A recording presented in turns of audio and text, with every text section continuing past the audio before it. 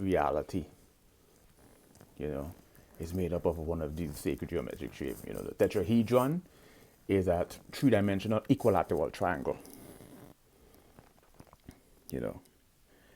Three-dimensional equilateral triangle is considered a tetrahedron, right? Hexahedron is considered of, wait a minute, this is not going right,